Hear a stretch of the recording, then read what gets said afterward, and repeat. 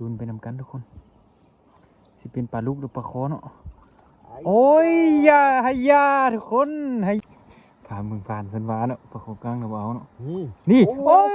ยหวานอีกแล้วทุกคนตัวที่2ของเราเย็นโอ้ยยอดเลยว้าวถึงใหญ่อีดีทุกคนเบิ่งนะโอ้อยู่ใสทุกคนอยู่ใสโอ้มันอีกแล้วทุกคน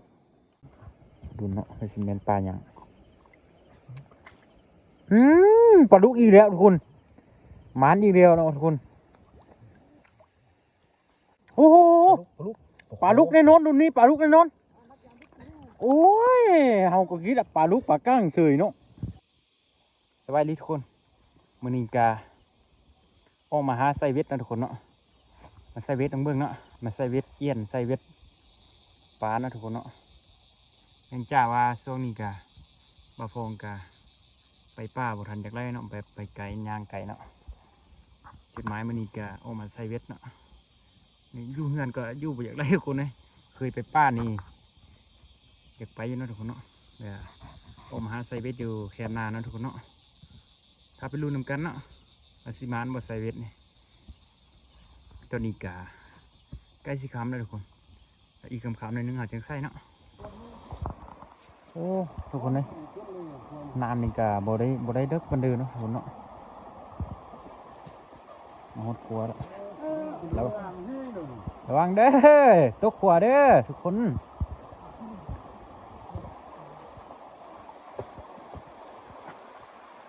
โอ้ทนทานได้ทุกคนเลยเบิ่งคือสิบ่เป็นยัง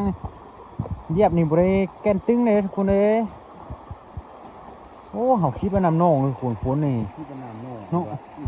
คิดว่าน้ำนองนี่เนาะ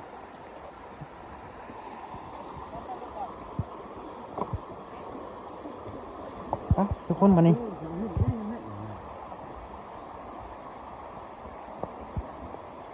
แต่ละปีนี่น้ำฝนตกหลายนี่จะท่วมเลยทุกคนเท่านี้แต่ปีนี้บ่ท่วมทุกคนเนาะมากอันนั้นบ่เอาทุกคนตอนนี้ก็เฮามาฮอดน้องที่เราจะใส่แล้วอันนี้เป็นน้องที่เฮาใส่อันนี้โอ้นาข้าเจ้าหนึ่งงามหลายทุกคนป้าทุกคนเห็นบนนกนะนกบินไปบ่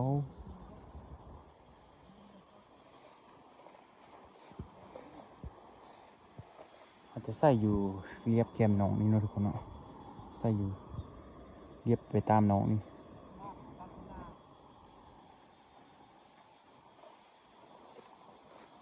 ยังบ่ทันมีไฟมาใส่ทุกคนเบิ่งหอยคือว่าจุดนี้คือว่าบ่ทันมีไฟมาเนาะทางบ้านเขาเอิ้นว่าอันนี้จะเป็นเอิ้นน้องกระเพราเนาะทุกคนเนาะแต่กี้ตะกอนเพิ่นเอิ้นน้องกระเพราเนาะ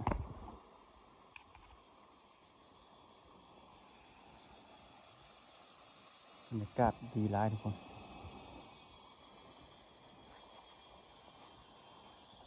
ทุกคนวันนี้ก็เราสิได้เกี่ยมใส่เบ็ดใส่หยังเลยเนาะตอนนี้ก็กำลังแบ่งอุปกรณ์ทุกคนเนาะจะเป็นเบ็ดเป็นหยังเนาะนี่ก็จะเป็นเบ็ดของเราเนาะ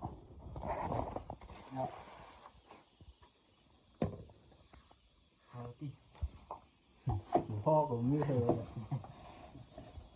เกี่ยมคนไปกันได้วันนี้สมาพักวันละมือออกสันนี่น้ำมันได้ทุกคนนะโอ้ฝนกระตุกทุกคนเลยยากหลายเนาะฝนตกเลยทุกคนเนาะบ้าหลายทุกคนฝนตกเนี่ยบ้าหลายทุกคน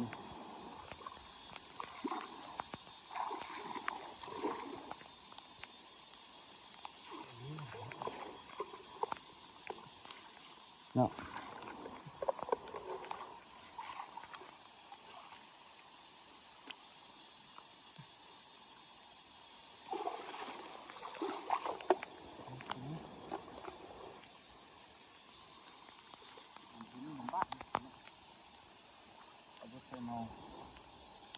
ติดตามเรียน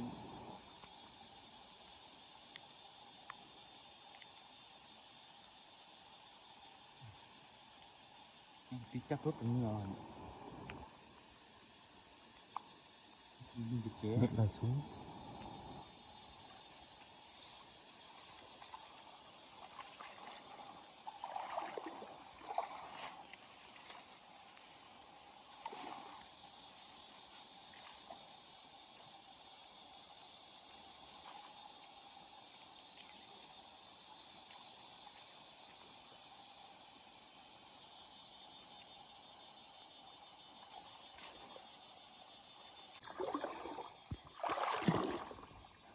ตัวนี้กะเบ็ดเฮากะใกล้สิหมดแล้วทุกคนใส่อยู่หั่นเนาะลำบากหลายเนาะทุกคนเนาะการหากินนี่เนาะเป็นวิถีชีวิตของคนบ้านนอกนะ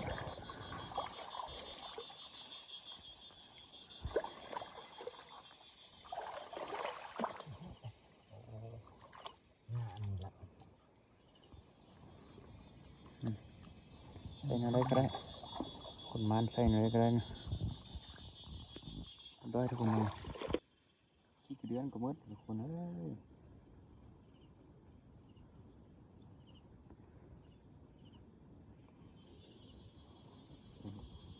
ถึงแล้วเลิกบุญนะ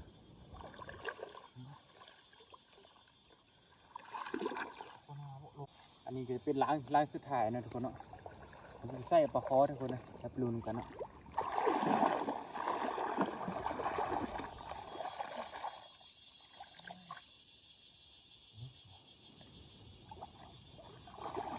ลองเนาะ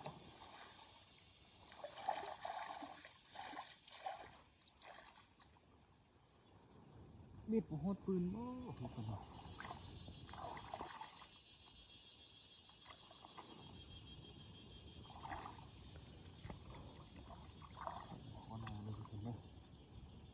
โอ้ดีจุดปืนคนนะ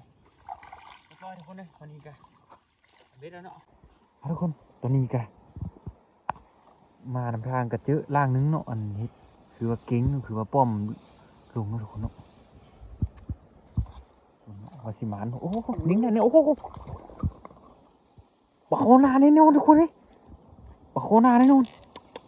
ปะโคนาแน่นอนเลยทุกคนเฮ้ยรุ่นนี้มันปะโคกันยันตัวเอี้ยนแน่นอนเลยทุกคนเมื่อกี้มันตำมือตึกอยู่เนาะ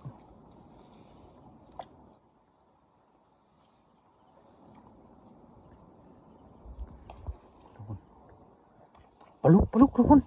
โอ้มันทุกคนเลยบ้ากระใส่บุดเดียวนึงก็มาแล้วก็ทึกเลยทุกคน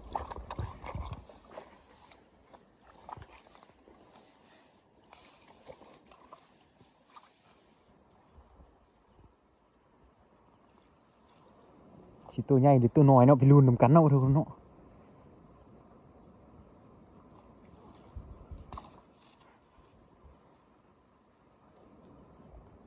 ตัวใหญ่หรือตัวน้อยทุกคนลุ้นนำกันลุ้นไปนำกันทุกคนสิเป็นปลาลูกหรือปลาคอเนาะโอ้ยยาให้ยาทุกคนให้ยาหมานไปแล้วเต็มแรกของเฮานี่จะเป็นเต็มแรกของเฮาเนาะทุกคนเรียบร้อยเนาะเอาทุกคนตัวนี้กะปลดปลาได้โอ้กำลังใส่พอดีเดียวแล้วก็ย่างกลับมากะหมานเด้อทุกคนปลาลูกโอ้ปลาลูกลาดนะทุกคนครับเอาทุกคนตัวนี้ก็ล้างที่สองนี่จับชายวิทย์มึงไงถือบ่คือว่านิ้งแล้วนะนี่ได้มาพี่อยู่พี่ตัวมันอยู่พี่นี่เมนบ่เมนอยู่ปะอ้าวว้ายคุณพรานไดสมทึกแล้วทุกคนรูดสมุดจักเจ้าจะพาลุงแหงด้วยนี่มันรูดปลาหยังปลาโคก้างนะพวกดูนี่นะบ่เอาปลาโคก้างว้าผ่านเมืองผ่านเพิ่นวาเนาะปลาโคก้างนะบ่เอาเนาะนี่โอ้ยผ่านอีกแล้วทุกคนตัวที่สองของเราโอ้ยหากระใส่ทุกคนว้ามันคักมันเนะทุกคนโบ กำลังสิต้าวกลับว่าถึกแล้วเอาทุกคนตัวนี้ก็เป็นแต้มที่2เนาะทีมงานเฮาอยู่พุ่นเนาะอันนี้ก็ทีมงานเฮา3คนเนาะอยู่พุ่นเนาะอันนี้ก็โอ้ยล่างนี่ก็มีอาการนะทุกคน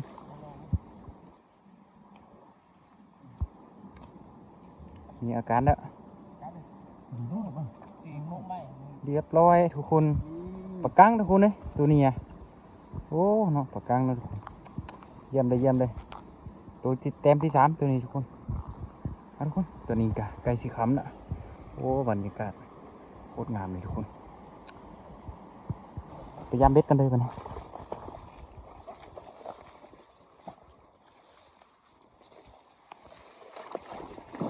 ปลาดุกปัก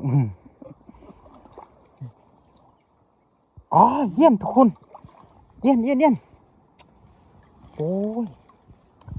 ยอดเลยว้าวถึงใหญ่อีดีทุกคนบึ้งนะโอ้เยี่ยมทุกคนถือขึงนะทุกคนโอ้มันแล้วทุกคนโอ้ยโอ้ถึงใหญ่อยู่ทุกคนโอ้เยี่ยมนะทุกคนเนาะถือรถนั่นเนาะดำเบิ่งเลย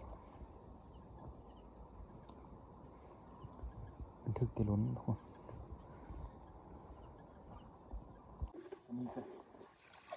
ลืมค้ำนะเฮากะลืมยามนะมันก็บางนี้ทุกคนบางนี้มีอาการนะทุกคนบางนี้โอ้มีลมนะโอ้ทุกคนอยู่ใสทุกคนอยู่ใสโอ้มันอีกแล้วทุกคนตัวใหญ่เลยทุกคนนี่โอ้ตัวใหญ่ดีทุกคนโอ้ย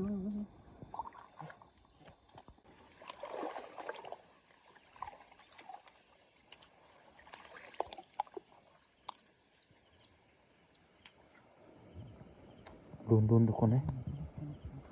โดนเนาะไม่ใช่แมนปลาอย่างปลาดุกอีกแล้วทุกคนหมานอีกแล้วนะทุกคนโบใหญ่ทุกคน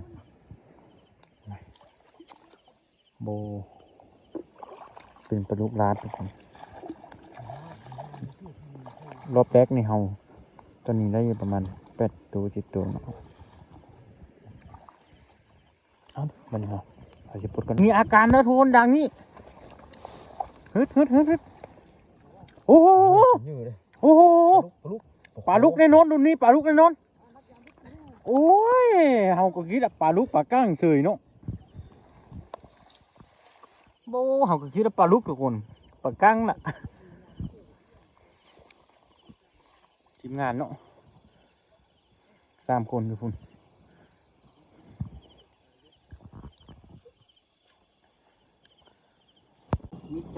มาฮอตละตอนนี้กะเบิ่งทีมงานเนาะมาสิมานบ่ทีมงานเบิ่งตัว3 ตัวอีได้เว้นเตเนาะปดอีได้นี่อันนี้มันคนนั้นนึงเนาะที่ไป2 คนตัวเหลืองช่วยเนาะบ่จะเป็นปลาลูกทุกคนโอ้ครับเฮ้ยถึงมือเด้อนี่โซ่ไหมโอ้ยอดโอ้ตัวใหญ่ขนาดทุกคนปลาลูกนี่เนาะจะเป็นปลาก้างน้อยนี่มันโอ้หลายทุกคนปลาก้างน้อยด้วยเขาทำอิฐเนาะปลากลางน้อยนี่จะเป็นของเขาเนาะจะเป็นเบื้องของทางเฮาเด้ออันนี้นะทางเฮาแล้วมันโอ้เหลืองช่วยฮักนะพวกนี้ทางเฮาแล้วมันจะลุยกันละของเฮาแล้วมันปลาลูกนี่ได้จะประมาณ6 ตัวทุกคน5 ตัวเนาะ5 ตัวแม่นละ5 ตัวกับตีเอียนเนาะล้างไฟในทานยาเข้าในทานนี่จะไม่ฟาดน้องนู่มีอาการนะทุกคนการ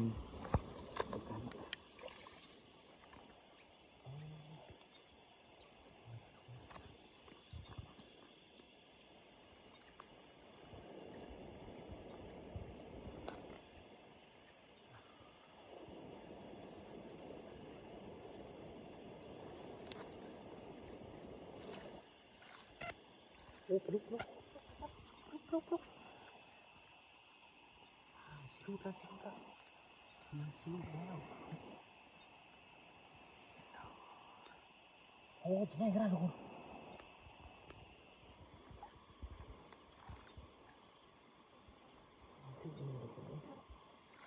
ขึ้นมาแล้วโอ้ยังไม่ทุกคนเลยโอ้มาละใหญ่ขนาดทุกคนตัวนี้อ่ะ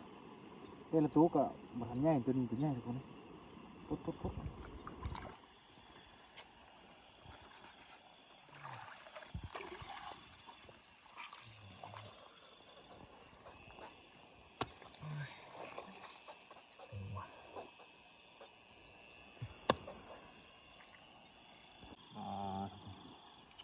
วนี้ใหญ่อีหลีทุกคนทุกคนอันนี้ไปดูน้ำกันเนาะล่างนี้ไว้สิมานบ่โอ้ปลุกทุกคนโอ้ปลุกโอ้เยี่ยมเลย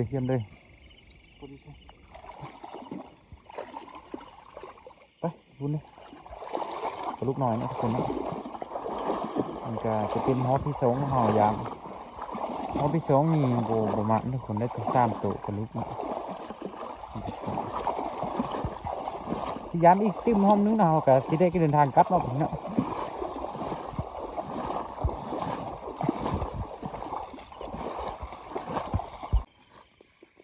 ตอนนี้ก็กำลังปลดทุกคนยันทึกเหนียงมันเนาะ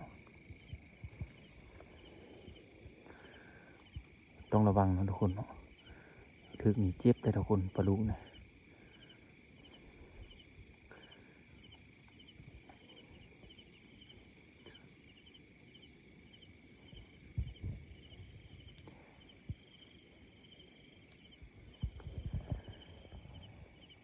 ทางคุณก็น่าจะย่ามเดียวนะทุกคนเอาไปเลย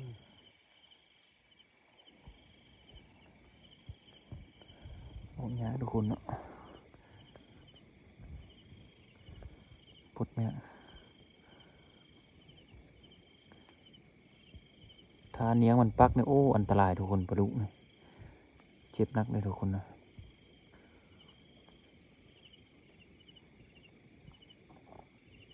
เอาทุกคนมันนี่กะเอากะสิได้ออกไปหาเถียงเนาะนะหาตูบ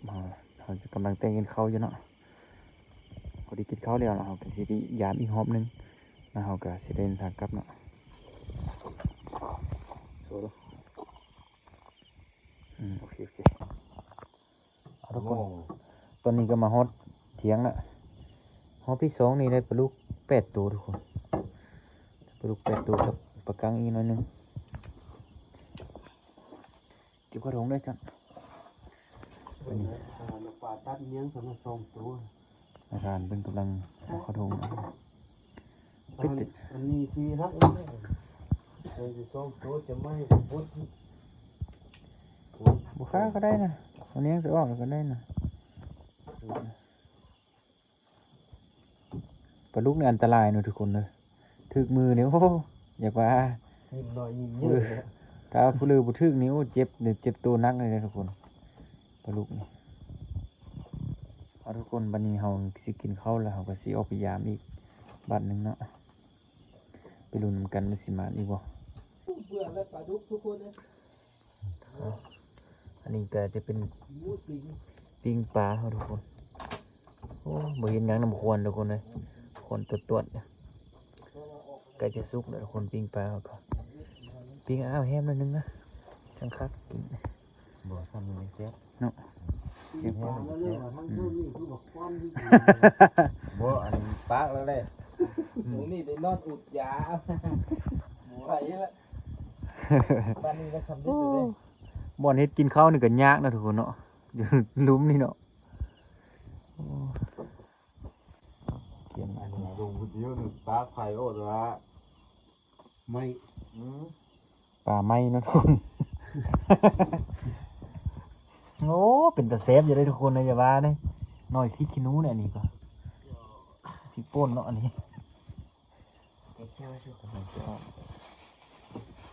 โอ้ควรได้ทุกคนเอ้ย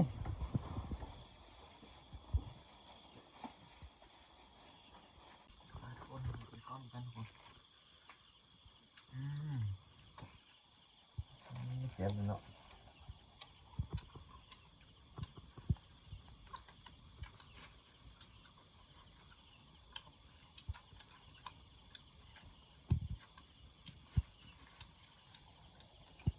บุกควันกินยากเลยว่ะ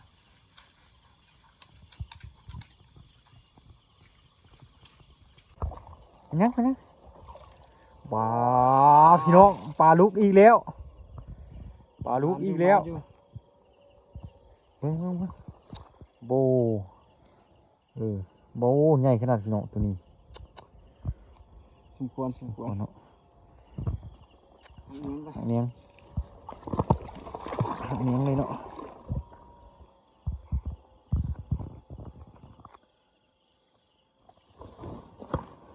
ปลานี่ก็เดิมได้หลายเลยทุกคนปลานี่ก็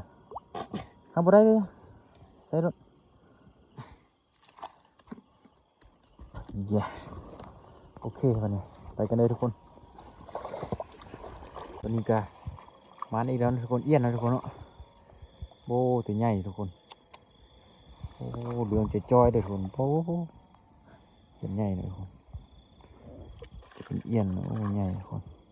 ธรรมศาสตร์เนาะบ้านเฮาเนาะหากินอยู่ง่ายกินง่ายใส่เวทใส่มองไปในนี้นะทุกคน ไอ้นี่ตัวเยอะหรอบุเสื้อนึง ตอนนี้กา ตัวเดียว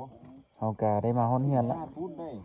ตอนนี้กากำลังเฮ็ด อันนี้ แบ่งปุ๊ดเนาะทุกคนเนาะ เอาออกอีก กำลังแบ่งกันเนาะทุกคนแบ่งเอาเมื่อเฮ็ดหยังกินเนาะจะเป็น เท่า 5 คนเนาะที่แบ่งเฮ็ด5ปุ๊ดเนาะทุกคน จะพูดละเท่าอันนี้เนาะตัวน้อย ตอนนี้กาการก็ยังแบ่ง จะพูดแล้วแบ่งไปก็หนังพี่น้อยครับว่านั่งกับป้านเลือดเสือตัว งานมื้อนี้ก็ เสื้อเหลียวนี่คนเยอะคนนี้น้อย พอได้อยู่เนาะทุกคน ดูตัวไอ้ดูอีกหน่อยเอาอีกเลยนะ เอ้าคลิปนี้ก็บ่มีหยังหลายเนาะสิได้ปิดคลิปเพียงเท่านี้ละมีหยังติดตามคลิปต่อไปเนาะทุกคน ไอ้สิ